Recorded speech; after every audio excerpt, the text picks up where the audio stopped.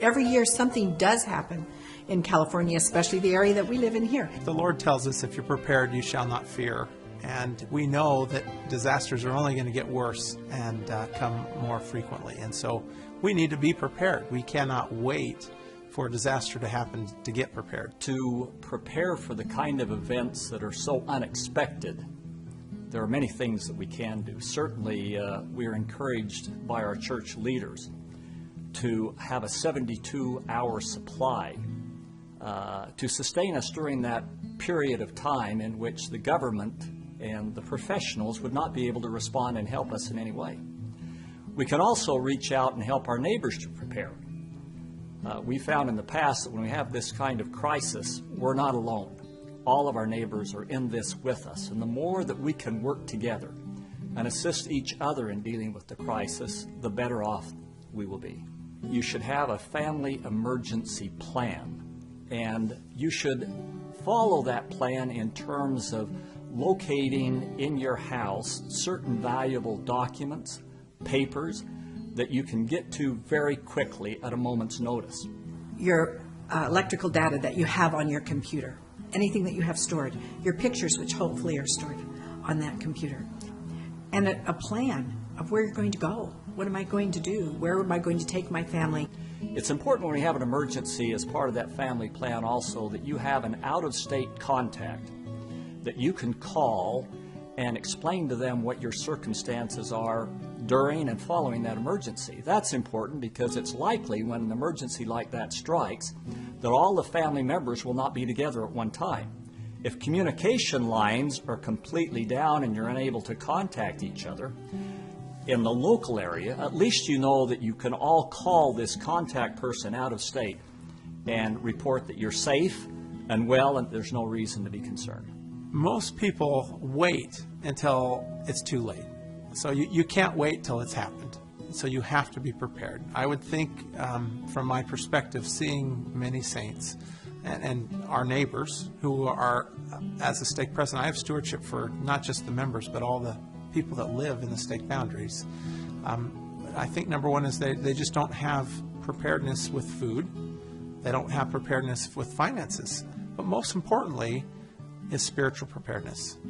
You know, we can be prepared physically, but if we're not prepared spiritually, that's where the real danger lies. We need to be able to be in tune with what's going on in our community so that all of us are prepared to react when a disaster happens. To go out and to assist others who may or may not be in the church and offer whatever help they can to help those individuals get through the emergency. Of course, when we had the complex fire, there were multiple homes of our stake that were lost, hundreds, and it was members and non-members alike. One of our bishops lost his home because many people were evacuated from their home. Many more than that lost their home were evacuated. We had homes of saints where they came and spent the night. The next day was a Sunday. The wards that were not affected, we came in and we had a dinner at the church building where people brought food, and we just kind of put our arms around those people that were out of their home, displaced, and or those that had lost their home. And so it's just a matter of being good saints and fellowshipping and putting their arms around each other and making sure that we're doing what our Savior would have us do and bless every person. Several years ago in Laguna Beach, there was a fire that broke out. It was a fire. It was going to be contained. There was not going to be a big disaster. It just happened. Within a few hours, it was very readily known that the entire city of Laguna Beach had to be evacuated. We saw smoke advancing. I happened to be at home about noon. We had about 15 minutes before the fire came roaring down our canyon like a huge blowtorch. We had to get everybody out. We had a daughter-in-law and her baby and Joyce and me and a dog, and we had to get them out as quickly as possible. We grabbed things off the walls. We grabbed some photograph albums, but we left behind all the memories, our children's memories, family memories, all of those things. Your mind's a little rattled at that point. I mean, the fire, we could hear it coming. You could see it coming up over the hill and down the canyon and up over the hill, and we knew we were going to be in trouble if we didn't get out fairly rapidly. We took our medical files, we took banking, and we took all of our family pictures.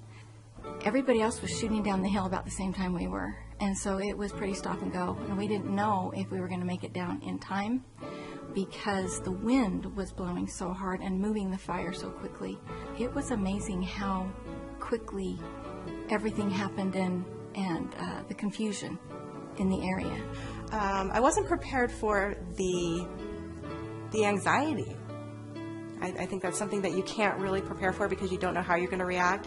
I think it's easy to play in your mind or to think about this is what I'm going to do, and even to have a drill with your family. This is how we're going to react if there's a fire, if there's an earthquake, if there's any need to evacuate. But I think when it really happens, you're in panic mode. We had a devastating fire, and we lost our home. We lost everything. By the time we knew we were in trouble, it was too late. I had time to grab very little and get those grandkids in the car. Once I got the kids in their car seats and in the car in the driveway, and I ran back in the house, and I thought, okay, Heavenly Father, if I never get to come back to my house, what should I grab? Help me know where to go and what to grab.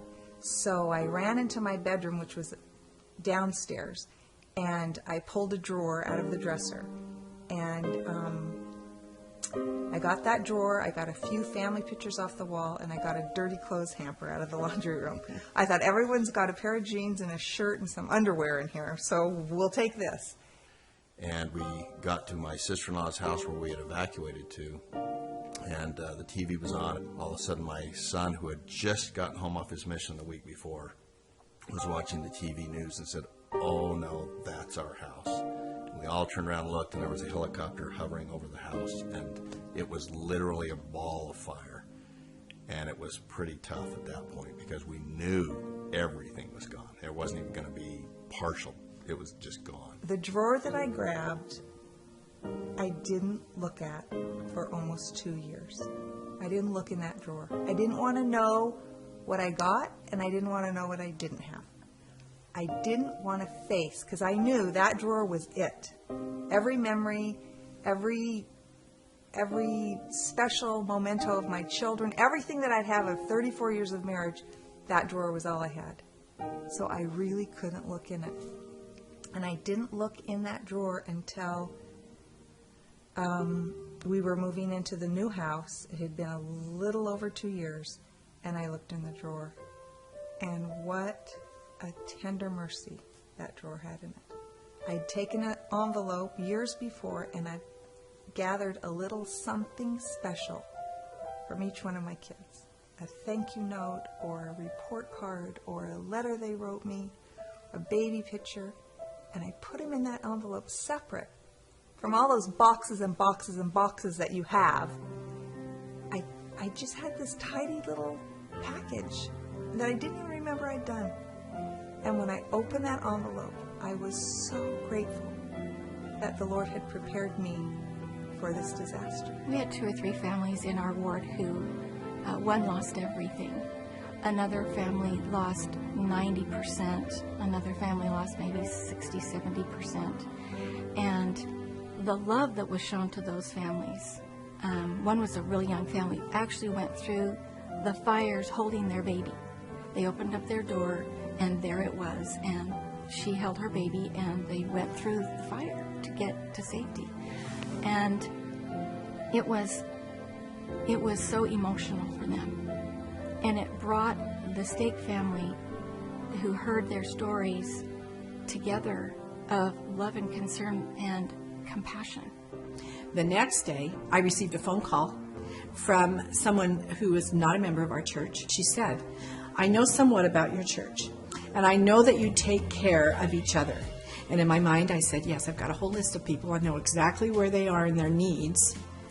But then she said something, "But do you ever take care of someone who is not a member of your church?" And it hit me very, very, very hard that someone would ask me whether I could care for someone who was not a member of my faith. I explained to her, of course, we would do whatever we needed. What did she need? And she had a list of 5 families that had lost everything in their home. They had nothing.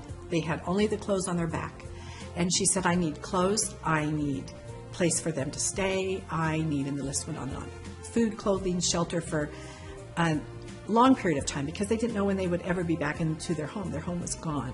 And our church came in droves, helped days upon days. We were able to clothe, and these families who came in who had had nothing, who had lost everything they had, would come in covered with soot because they had been digging in the rubble of their home trying to find whatever they could pull. They were the ones that didn't have that kit that they could take. They had nothing. I remember a young lawyer came in covered with soot, and he had been trying to find something on his property, which he could not find, and he had to be in court. And I remember some Relief Society sisters that were there that day and took him through all the areas where we had shirts, we had pants, we had ties, we had sport coats, we had anything that you needed, and clothe him and get him ready to go to court. And he stood there with his eyes like a deer in a headlight with these women mothering him and getting him ready to go to court. And he said he hadn't felt this put together or this much comfort in days. The thing that has struck me over the last couple of years is, I'm pretty sure it was President Romney that said the most important thing to have in your emergency preparedness is personal righteousness. I'm not saying that we had personal righteousness, but if I can tweak that a little bit, the thing that absolutely astounded us was the love and the compassion of total strangers. But especially what really came into play was the term a ward family. People just reached out to us in unbelievable ways, the members. It was probably as difficult as losing the home was. It was one of the great blessings of our life. We even had our neighbors, our new neighbors, join the church because of the fire. So many wonderful things happened that it strengthened my own faith. And I remember having kind of an epiphany one morning, thinking, this fire, this disaster allowed me to experience what I get to have with me when I leave this earth life. I have my testimony and I have my family. And that's really all you get to keep. So I thought, in a way, I mean, I was devastated, and it did break my heart to lose those possessions and those memories and those keepsakes. But really, in a way, as crazy as this sounds, it was a blessing for me, because I got a perspective that I don't know how else I would have gotten that. I can't even imagine going through a situation without knowing that I have my stake backup and I have my ward family backup. And I think that's the Lord's plan. We're here to take care of each other and to be each other's keeper. And it took the stress, took the anticipation, the anxiety out for many, many, many hundreds of family members. It was the greatest blessing ever to know that the church was there. I think many of us think that it will never happen. I think oftentimes when we're told to have our food storage prepared, have our family taken care of, know where we're going to go. These things are for other people, but they don't apply to us, because it will never happen to us unless you've lived through a disaster. And then you realize, maybe a little bit too late, that it really does affect everyone. Every single person needs to have a 72-hour kit. That's clothing, money, and food for 72 hours. Secondly, the next is then work on getting a 3-month supply. And then after that, just like the prophet has told us, we all need a year's supply of food. And not only food, water, and other disaster things. If you have the food, it does no good if you don't know how to cook it or if you don't know how to prepare it. And so you need to learn those skills also. Our job is to be prepared and to be there to help and to assist whoever needs our help. I think everybody needs to get on this. It's that important. In the church, we've talked about this for a lot of years, and we've done some marvelous things. People really are prepared. There are many good things going on in the stakes and wards here in Orange County. We want to bring all of the good that has been done up to now, share it with all of the other states and members who can benefit from the good that has been done, and then we want to add to that, and we want to take it really to another level of preparation in terms of emergency preparation.